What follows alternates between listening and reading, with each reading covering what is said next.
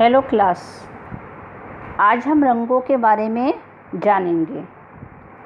हमारे जीवन को प्रभावित करने में रंगों का महत्वपूर्ण स्थान है।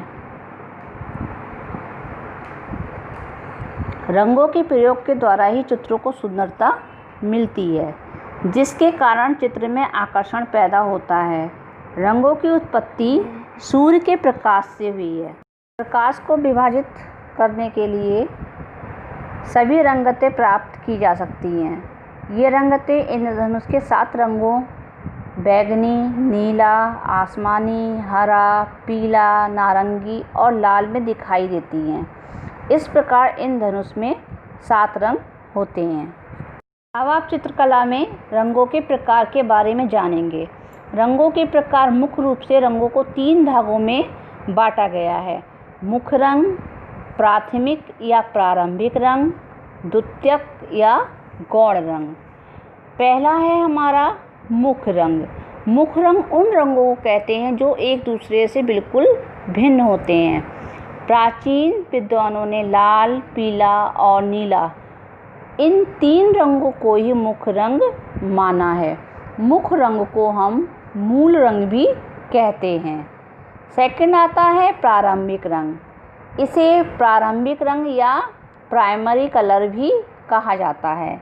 आधुनिक सिद्धांत के अनुसार जर्मनी के प्रसिद्ध विद्वान डॉक्टर नीलहम ऑस्टवाल्ड के अनुसार ये रंग लाल, पीला, नीला और हरा 4 प्रकार के होते हैं। थर्ड है द्वितीयक रंग।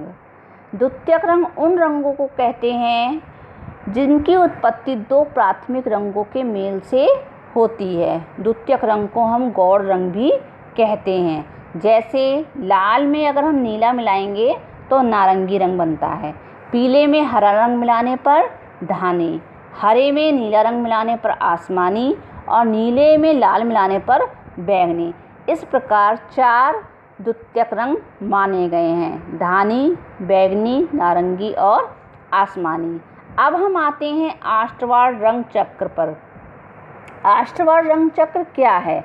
जर्मनी के प्रसिद्ध वैज्ञानिक प्रोफेसर नीलहम ऑस्टवाल्ड ने खोज द्वारा रंगों का एक चक्र प्रस्तुत किया है, जिसमें 4 प्रारंभिक और 4 द्वितीयक कुल 8 रंगों को प्रस्तुत किया है।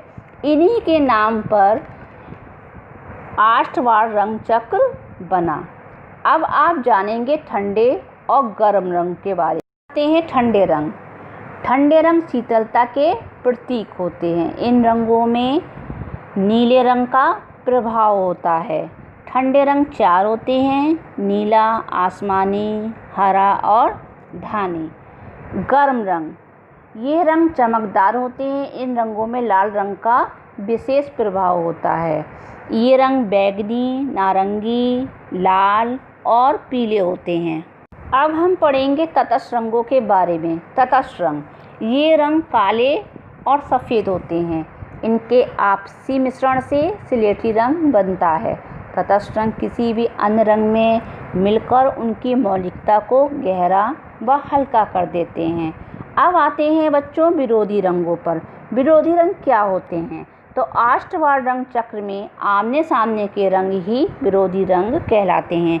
जैसे बच्चों, लाल का विरोधी रंग हरा, पीले का विरोधी रंग नीला, बैंगनी का विरोधी रंग धानी और आसमानी का विरोधी रंग नीला। अब आप जानेंगे अनुकूल या सहयोगी रंगों के बारे में।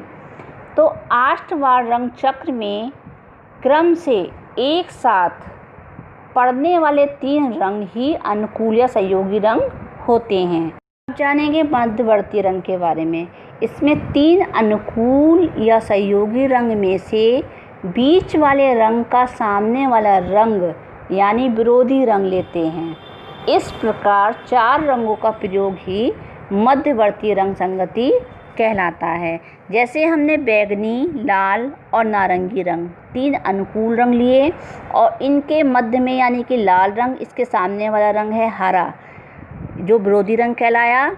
इन 4 रंगों को ही हम क्या कहेंगे? मध्यवर्ती रंग। अगला आता है एक रंग या एकाकी रंग की संगति किसी भी रंग में काला या सफ़ेद रंग मिलाकर तैयार की गई विधि को ही एक रंग की संगति कहते हैं। हम कह सकते हैं जैसे हमने लाल रंग लिया तो उसमें हम काला या सफ़ेद रंग मिलाएंगे और जो हमें रंगत प्राप्त होगी वो हमारी एक रंग की संगति कहलाएगी। अब हम पढ़ेंगे रंगों की संगतियाँ। रंगों की संगतियाँ 6 प्रकार की होती हैं। नंबर 1 एकाकी या एक रंग की संगति। नंबर 2 विरोधी रंगों की संगति। नंबर 3 अनुकूल या सहयोगी रंगों की संगति। नंबर 4 मध्यवर्ती रंगों की संगति। नंबर 5 मंदभूत रंगों की संगति। नंबर 6 उन्नत रंगों की संगति। एकाकी रंग की संगति, विरोधी रंग की संगति, अनुकूल रंग की संगति और मध्यवर्ती रंग की संगति आप पढ़ चुके हैं। अब आता है मंदभूत रंग की संगति। मंदभूत रंग की संगति में रंग में कोई भी काला या सफ़ेद रंग मिलाने पर जब वो रंग को धुंधला कर देते हैं तो वो मंदभूत रंग की संगति कहलाता है। उन्नत रंग की संगति में क्या है कि हम एक ही चित्र में जब विभिन्न रंगों का प्रयोग एक साथ करते हैं तो वो उन्नत रंग की संगति कहलाता है। इस प्रकार से हमारी ये 6 रंग संगति कहलाती हैं। बच्चों अब आप पढ़ेंगे टिंट और शेड के बारे में। तो टिंट क्या होते हैं? किसी भी रंग में सफ़ेद रंग मिलाने पर प्राप्त रंगत ही टिंट कहलाती है। शेड में क्या है? किसी भी रंग में काला रंग मिलाने पर प्राप्त रंगत शेड कहलाती है। जैसे कि अगर हम लाल रंग में सफ़ेद की मात्रा बढ़ाते चले जाएं तो वो प्राप्त रंगत टिंट कहलाएगी, और लाल रंग में अगर हम काले की मात्रा बढ़ाते चले जाएं तो वो रंगत शेड कहलाएगी। बच्चों आपको रंगों के विषय में समझ में आ गया होगा। आपने रंगों के बारे में जो भी पढ़ा है सभी को समझ में आ गया होगा। अब सभी छात्राएं रंगों पर आधारित ये अभ्यास प्रश्न करेंगी और इन्हें याद भी करेंगी।